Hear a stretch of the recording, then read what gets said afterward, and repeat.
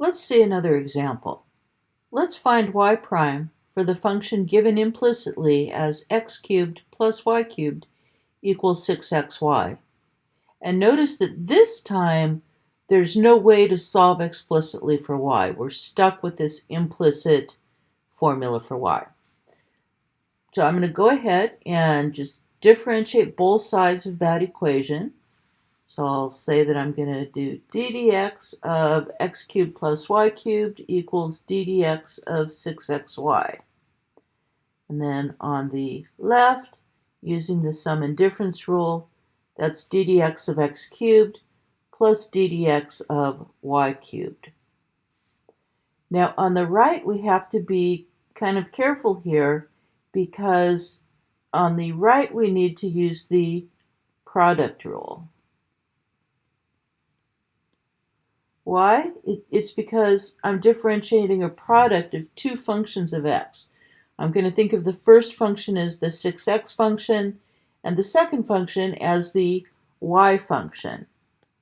So the product rule says first differentiate the first factor but leave the second one alone.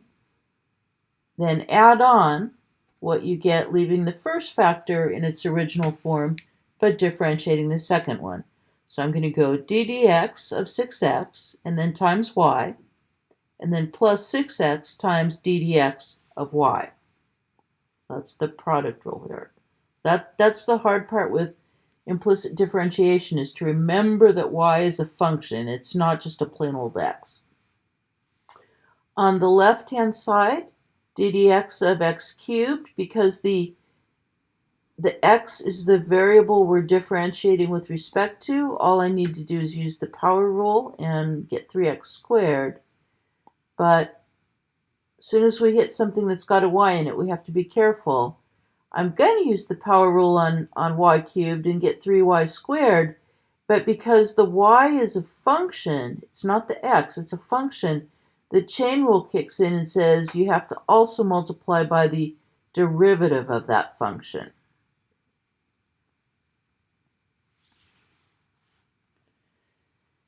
At this point, we've done all the differentiating. Now we're left with dy dx, but we can't do that differentiation. In fact, that's what we're looking for, is a formula for dy dx. So now we solve for dy dx.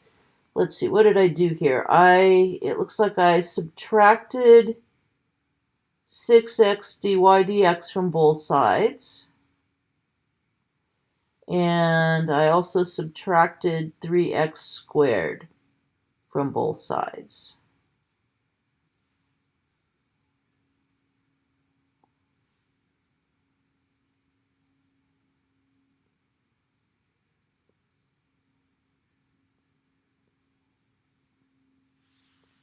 So at this point we have 3y squared dy dx minus 6x dy dx equals 6y minus 3x squared.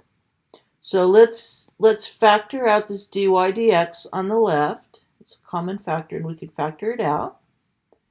And then we will divide by the quantity in parentheses that's multiplying the dy dx. So to finish solving for dy dx, I'm going to divide both sides by 3y squared minus 6x to isolate the dy dx. So at this point we have dy dx equals 6y minus 3x squared over 3y squared minus 6x. Now we can simplify that, and we should simplify whenever we can. There's a common factor of 3 that we can cancel out. Let's factor it out on top to get 3 times 2y minus x squared. And let's factor it out down below to get 3 times y squared minus 2x. And then canceling the 3's, we get 2y minus x squared over y squared minus 2x as our final answer for dy dx. And again, that's an implicit formula for dy dx. It doesn't just have x's in it, it's also got y's in it. But there's nothing we can do about that.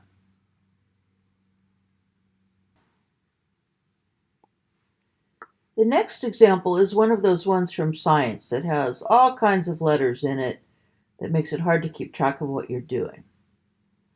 One model for the fraction of a population that will be infected by a disease is rho e to the minus qa equals 1 minus a, where a is the fraction of the population that eventually gets infected, q is some measure of disease transmissibility, and rho is the fraction of the population that was initially vulnerable to the infection. And we want to know, how does the size of the outbreak A change with an increase in transmissibility Q? In other words, we are being asked for dA dQ. How does A change with respect to Q? That's the question. Now, note that by being asked for dA dQ, we're also being sort of implicitly told that A is a function of Q.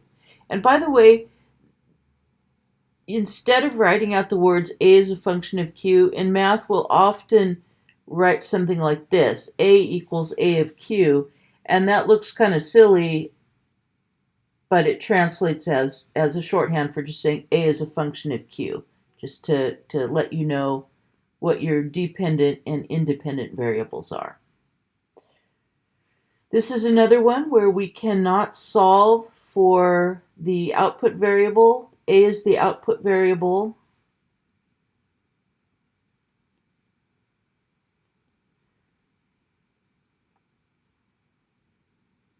So we're just going to use our implicit differentiation. I'll differentiate both sides of the equation with respect to q. So I have d dq of rho e to the minus qa equals d dq of 1 minus a.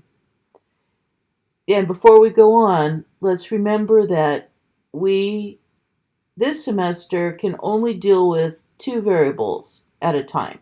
There's got to be one dependent variable and one independent variable, and every other letter has to be treated as a constant. So rho is being treated as a constant.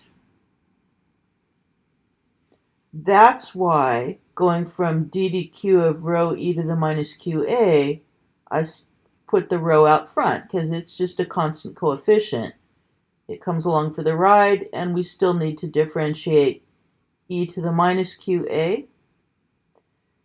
We need the chain rule for that because I don't have just e to the q. No, I've got e to a function of q. So the chain rule says, well, go ahead and differentiate it like you would usually differentiate an exponential function, and you get that same exponential function back. But because the input, the exponent, was not just the independent variable q, the chain rule says you also have to multiply by the derivative of that function, minus qa.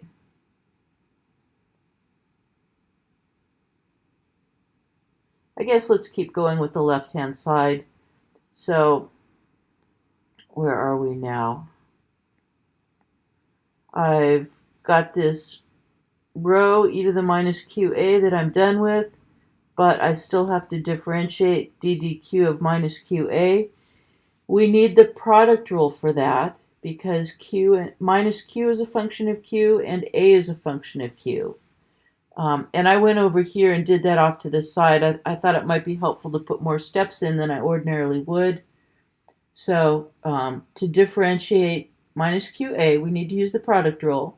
So the product rule says, first differentiate the first factor. So our first function factor is minus q, but leave the second one in its original form. So I just leave the a. And then I am going to add, so you can think of there being a little plus in there, I'm going to add the first factor, minus q, times the derivative of the second factor.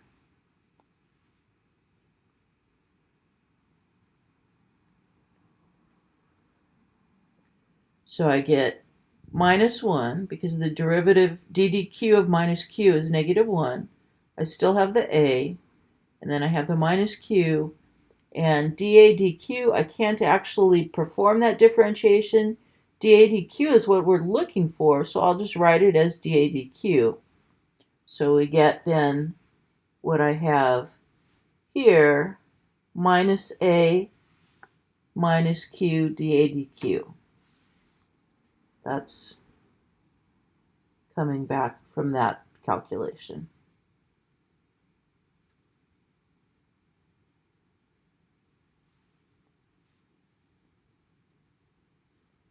That's all the differentiating on the left. Let's look at differentiating on the right. That one won't be as complicated, thank goodness. So we need to do d dq of 1 minus a. 1 is a constant, so its derivative is 0. d dq of a, I can't actually do that. That's what I'm looking for. So on the right, I'm just going to say I have minus dA dq.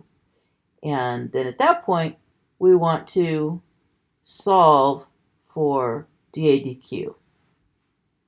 So we've done all the differentiating. Now we do some algebra to solve for dA dq.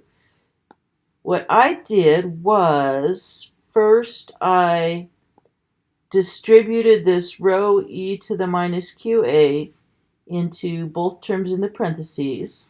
So I got minus rho a e to the minus qa.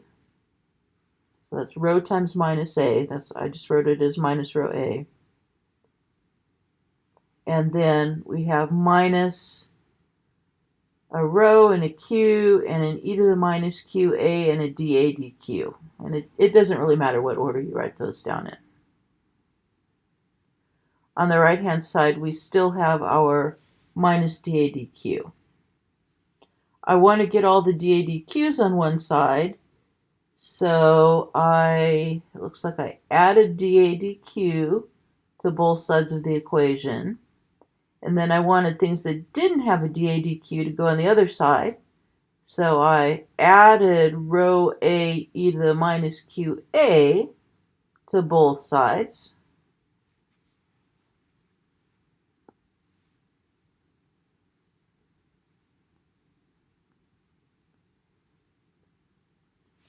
Then I factored the dA dq out on the left-hand side.